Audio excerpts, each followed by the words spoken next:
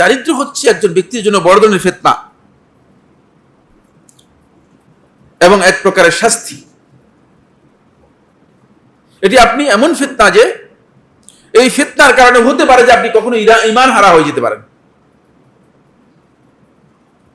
সহজ করে দেখার সুযোগ নেই। অনেক লোককে আমরা দেখেছি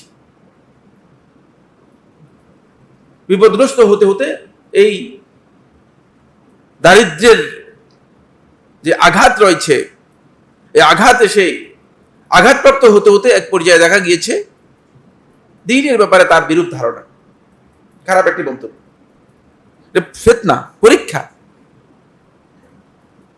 ইমানদার ব্যক্তিগণ স্বেচ্ছায় আল্লাহ তাআলার কাছে এটা চাইবেন না যে আল্লাহ আমাকে কিছু ফিতনা দেন, পরীক্ষা করেন। যদি আল্লাহ তাআলা পরীক্ষা করেন ভিন্ন কথা। বুঝতে পেরেছেন? আমি চাইবো না যে আল্লাহ আমাকে ফিতনা দেন, আমাকে পরীক্ষা করেন। এটা ইমানদার ব্যক্তিদের কাজ নয়। কারণ পরীক্ষা করলে আপনি পাস না করারই সম্ভাবনা বেশি। পরীক্ষায় উত্তীর্ণ নাও হতে পারেন, এই জন্য পরীক্ষা ইমানদার ব্যক্তি চাইবেন না।